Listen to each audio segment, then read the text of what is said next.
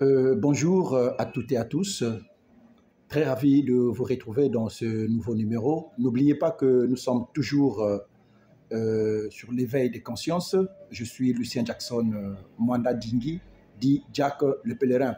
Comme je l'ai toujours dit, les nouveaux, si c'est pour la première fois que vous tombez sur cette vidéo, en tout cas, n'oubliez pas de vous abonner parce que c'est très important. Nous avons beaucoup de numéros que nous avons déjà eu à diffuser et puis, bon, il y a d'autres encore qui sont à venir. Donc, dès que vous allez vous abonner, tous les numéros, vous allez commencer à recevoir. Voilà, et c'est très important. Nous sommes toujours dans l'éveil de conscience. Mais seulement aujourd'hui, je vais essayer de parler un peu de la civilisation. La civilisation, c'est vrai qu'il y a un dicton qui dit que l'intelligence ou encore la connaissance, c'est un fruit qu'on ramasse dans le jardin de l'autre. C'est vrai. Donc, vous allez remarquer que dans la civilisation, nous aussi, c'est ce que nous avons fait. Nous copions les autres, tout ça, les Occidentaux, parfois les Américains, parfois même en Afrique aussi, ici seulement, d'autres pays. Quand ils arrivent chez vous, il y a une certaine manière de vivre, il y a une certaine manière de se conduire. Et si on trouve même une certaine manière, même de la musique que ces gens-là aiment, même la nourriture qu'ils aiment manger, on copie parfois tout ça et puis on s'habitue. Tout ça, ça fait partie de la civilisation, les connaissances qu'un peuple a, comment est-ce qu'il mène sa vie. Mais seulement, il y a des choses que vous ne pouvez jamais copier. Alors jamais. Parce que même si c'est un fruit que vous devez ramasser dans le jardin de l'autre, il faut voir c'est quel genre de fruit. Sinon, vous pouvez prendre du poison qui viendra pour vous exterminer tous, c'est ça. Alors, vous allez voir qu'il y a quand même quelque chose que je vois sur les réseaux sociaux qui est quand même à déplorer, vraiment à déplorer. Parce que vous savez que l'homme, Dieu l'a créé en tant qu'homme. Et Dieu a créé la femme. Vous connaissez l'histoire dans la Genèse, pour les chrétiens qui savent. Et partout, dans la plupart des temps, dans notre société, encore vous voulez, dans nos sociétés, l'homme est le chef de la femme. C'est comme ça. C'est Dieu qui a établi ça comme ça. L'homme est le chef de la femme. Et ça s'arrête par là. L'homme est le chef de la femme. Alors, c'est vrai qu'avec la civilisation, si vous voulez bien, on nous a appris la galanterie. La galanterie, c'est un respect qu'un homme doit à une femme. La galanterie, je vais prendre un exemple. Nous sommes, par exemple, dans un bus, par exemple. Vous êtes assis, la femme arrive, elle n'a pas de place, donc elle est debout.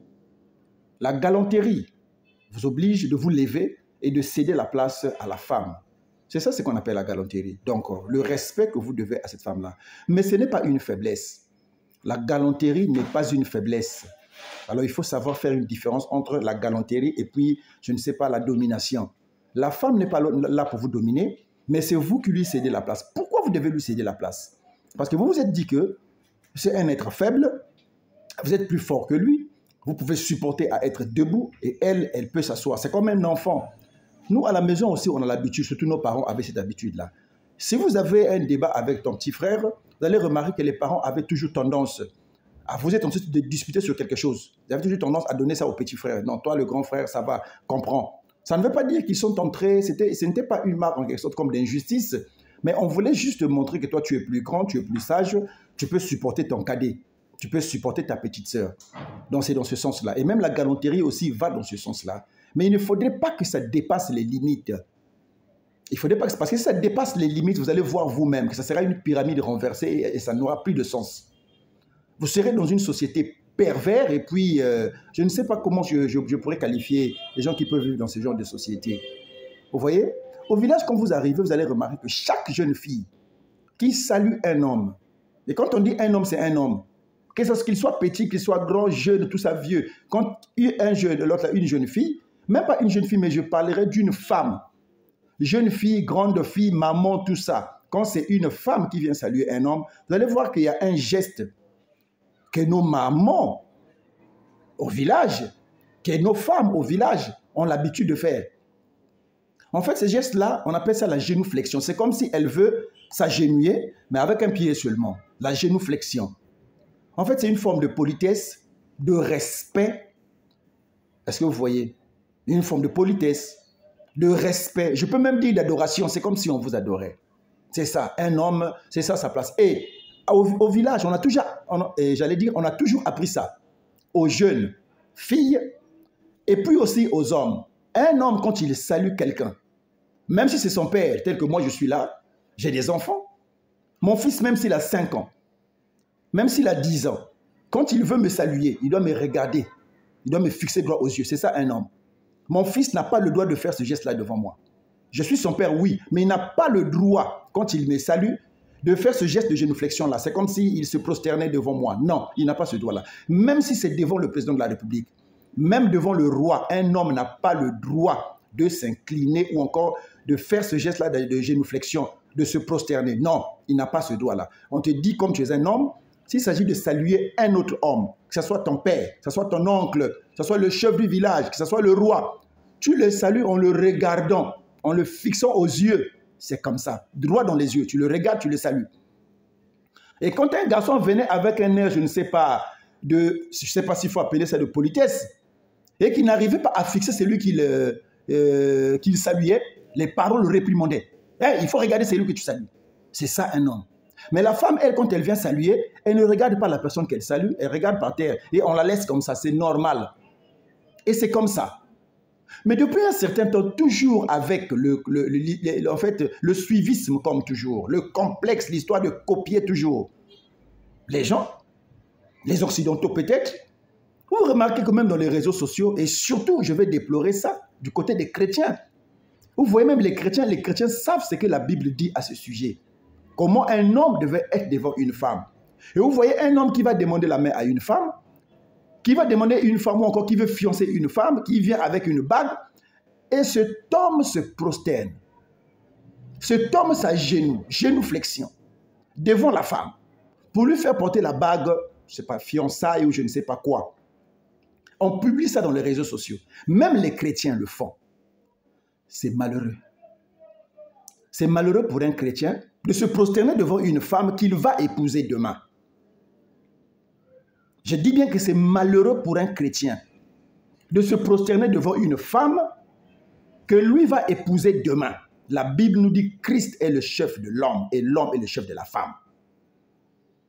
Il n'y a pas, en fait, galanterie, oui, nous respectons nos femmes, nous les honorons. On ne peut pas aller jusqu'à les adorer. C'est une pyramide renversée, vous êtes dans la disgrâce. C'est malheureux. Un homme qui va s'agenouiller devant une femme qu'il va épouser demain, et cette femme-là, si cette femme-là commence à dominer sur toi, tu diras quoi? Que la femme commence à dominer, tout ça, elle ne respecte pas. Oui, effectivement, c'est toi qui as commencé. Tu t'es prosterné devant avant même qu'elle arrive à la maison. Elle est encore fiancée, je ne sais pas, amie, comment vous pouvez appeler. C'est toi qui te prosternes devant elle pour lui offrir, je ne sais pas, une bague de fiançailles. Christ va-t-il se prosterner devant l'église un jour? Est-ce que Christ peut se prosterner devant toi? Je ne pense pas, c'est toi qui dois te prosterner devant lui. Et c'est la même chose, c'est que ce n'est pas dans le spirituel, c'est ce qui doit se reproduire dans le naturel. De la même manière que Christ ne peut pas se prosterner devant toi, toi aussi tu n'as pas le droit de te prosterner devant la femme que tu vas épouser. C'est la femme qui doit se prosterner devant toi. Comment vous pouvez renverser? Et les gens voient ça, les gens acclament, les gens trouvent ça normal. Vous êtes dans un monde, je ne sais pas, déchu, je ne sais pas comment ce que les gens vivent, c'est malheureux. Et comme ça, vraiment, c'est très difficile. Alors, j'attire l'attention de tous les frères. Si tu veux faire ça, fais ça dans ta chambre. Ne publie pas ça dans les réseaux sociaux parce que c'est vraiment, c'est misérable, c'est honteux. Sérieux, c'est misérable, c'est honteux. Quand un frère vient s'agenouiller devant la femme, qu'il est en train d'offrir, je ne sais pas, une bague, un anneau, je ne sais pas, de fiançailles, à genoux, tout ça, devant la femme, et on publie ça dans les réseaux sociaux. Et les gens trouvent ça, les gens acclament. Si les Blancs font ça, ils savent pourquoi ils le font. Mais la Bible ne te donne pas ce droit-là. Et nous aussi, dans nos coutumes africaines, on ne connaît pas ça comme ça. Ça, c'est la disgrâce. Est-ce que vous voyez? La galanterie doit avoir ses limites. Nous respectons nos femmes, nous les honorons, nous ne pouvons pas arriver jusqu'à se prosterner devant et pour les adorer. Les Blancs ont commencé avec cette galanterie-là. Non, la femme, il faut de... Vous voyez là où ça les a amenés. Après, c'est l'émancipation. Quand vous arrivez en Europe, ce n'est pas que la femme a les mêmes droits que l'homme. Non. Mais la femme est au-dessus de l'homme. L'homme est resté en bas. Ils ont commencé comme ça. Petit à petit, le diable est très intelligent. Il va vous amener jusqu'à ce que vous serez complètement dominé et vous n'aurez plus la possibilité de vous relever. Et c'est malheureux. Moi, à la maison, j'ai ma petite fille, l'avant-dernière. Comme ses grands frères, ce sont des garçons, tout ça, à chaque fois quand ils avaient un problème, on te dit se disputer sur quelque chose, on disait toujours, non, donne-lui. Non, donne-toi, c'est ta petite soeur, non? Même quand elle provoque, non, faut pas taper, c'est ta petite soeur. Et elle a pris le dessus sur tout le monde. Elle, maintenant, c'est elle la reine, elle est l'intouchable. Donc, c'est elle qui commençait maintenant à faire des choses, donc elle fait tout ce qu'elle veut. Jusqu'à ce que leur maman a compris, ah non, si ça continue comme ça, c'est pas bon. Et toi, il faut commencer maintenant à la remettre à sa place. Sinon, elle va commencer à croire que c'est elle la reine, c'est elle l'intouchable, et elle fait maintenant tout ce qu'elle veut. Et les grands frères là sont maintenant impuissants, parce qu'ils savent que s'ils touchent seulement, c'est maman qui va parler. S'ils touchent seulement, Yaya va grandir, ainsi de suite. C'est pas bon. Que chacun reste à sa place, c'est comme ça qu'on peut avoir une société en ordre. Sinon, c'est la perversion. Merci beaucoup. Vous et nous dans un prochain numéro.